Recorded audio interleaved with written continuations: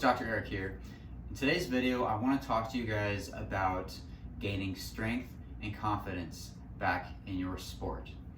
And the best way that I can do that is by telling you my story and how I was able to do exactly that. So, essentially, it started back in college. Entering college, I wasn't a very fit person. In fact, I was pre-diabetic. I was 5'10", 230 pounds, and all the weight was in all the wrong places. And I knew I needed a change. College is a great platform to do that, right? Because you can essentially reinvent yourself, introduce yourself to a whole bunch of people that have never met you before, and you can kind of mold your life or begin to mold your life how you want it. And I wanted to impart more of that diet and lifestyle aspect. We're just taking to, you can throw away diet, just imparting a new lifestyle of just being healthy. What does healthy mean? Along that journey, I actually had found CrossFit as well. CrossFit was essentially a means of like trying to itch my inner athlete. That little scratch the itch of my inner athlete, if you will, because I had grown up playing football and things like that, and there was nothing physically that was pushing me. I'd go to the gym and do my lifting and whatever, but it just wasn't enough. And so it wasn't until I had found CrossFit that my true athletic spirit actually came out and manifested itself. If you've been part of the CrossFit community, one thing is that it is 100% accountable. It is truly a community, right? So all the things that I was already imparting on myself, it just expanded tenfold, 100-fold, right? To where my daily exercise then turned into training, right? And if I didn't show up for training days, everybody said, "Hey, where were you?" And it was honestly, it was a really great environment, right? Because everybody is always, they're always pursuing just what can I do next, right? What is possible? What is achievable? And through that, I actually started experiencing my first bouts of injury, right? What it means essentially to be an injured athlete, where you get little aches and pains here. You're like, okay, whatever, I'll just, my wrist hurts, I'll wear some wrist wraps. My shoulder hurts, maybe I'll do a modified version of a push-up or a pull-up. But I distinctly remember the first time where I had a significant injury, right? All those small injuries compounded into a significant injury, and that was me actually throwing out my back. Imagine a 20-year-old person, 20 years old, I may be 19, and I threw out my back, right? Heavy deadlifts, I mean, it's the stereotypical situation. Heavy deadlift day, 1 rep maxes, going as much as you can, not really caring about form or whatever. It's always the last rep where you're pulling, trying to get that weight up, and then bam, something just gives in your back, right? It might feel like a twinge, it might feel like a spasm, things like that, but you did something wrong when you just have this dreaded chill throughout your body of just like, oh shit, what just happened? Am I dead now? And so, setting down the bar, walking around, kind of walk it off, pretend like it didn't happen, not really telling anybody. It seemed like that was all she wrote, right? Until that next morning was probably the worst day of my life, because I woke up and I literally couldn't move. I couldn't turn over without excruciating pain. Forget about trying to get up. That took at least 10 minutes on its own, right? Just bending over the sink just to grab my toothbrush, searing pain throughout my entire back, and I knew something was wrong.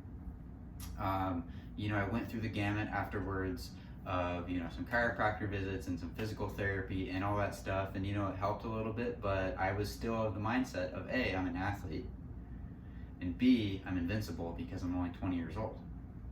Well, that was essentially, if you want to call it, the beginning of the end of my CrossFit career.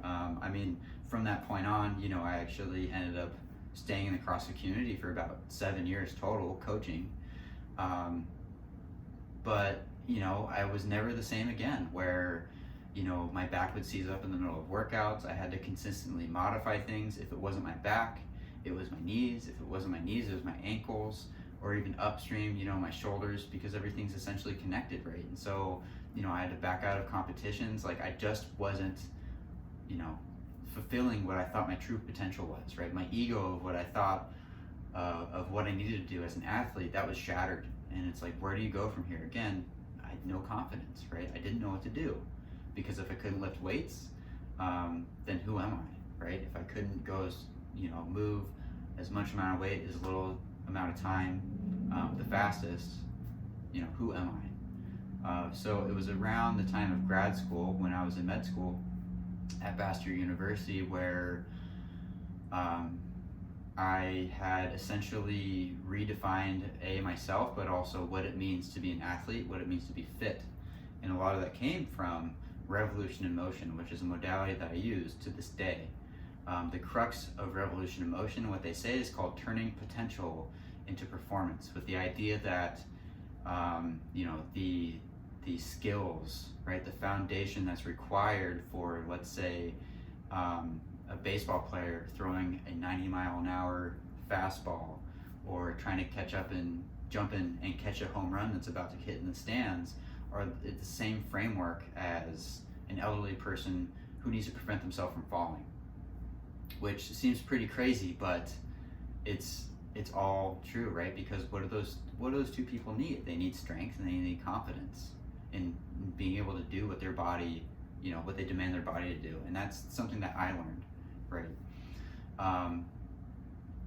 How you can start doing this at home is through what we call the Revolution in Motion Essentials, which are just different points throughout the body that we use to emphasize performance. By using the Revolution in Motion Essentials, I can't stress this enough, I eliminated my back pain. There's no better way of saying it. I don't have back pain anymore. And I feel so grateful, so truly happy to have that gift, because, I can just imagine the days where I was sitting in class for an hour, and within 10 minutes my back pain would just be flared up, or driving to and from school to home, right? Because I went to WSU in Pullman, Washington. If you know where that is, it's the southeast corner of Washington. And I grew up in Seattle and Everett, right? So that's literally both opposite. That's the opposite side of the state, right? So for 5 hours, I'd be sitting in a car driving, right, on the holidays. I mean, if you're experiencing back pain now, or you have in the past, you know how miserable that trip was, where your back is just seized up and there's nothing you can do again for 5 hours. You're like, what the hell? But by using these Revolution in Motion Essentials, I was able to, again, regain the mobility that I had lost, to regain strength in my body, and be able to regain the confidence back in my sport and my lifestyle. Even though I don't do CrossFit anymore, now I pursue in different sports. My sport for me is disc golf, and I'm out there 4 days a week. I'm out there playing tournaments in the summer, just about every weekend when that comes around, and I can do it to my full capacity. I don't need to worry about whether my body's going to keep up, because I know it's going to keep up, right? So with these essentials that I mentioned, the Revolution in Motion Essentials, this is a tool that you can use on your own at home. It's actually very simple and very easy to do. So I'm going to stop the video for now, because I want to take the next video to dive deeper into the essentials. What are the essentials, and how you can start using them at home, so you can gain strength and confidence back in your sport. All right? I'll catch you guys next time.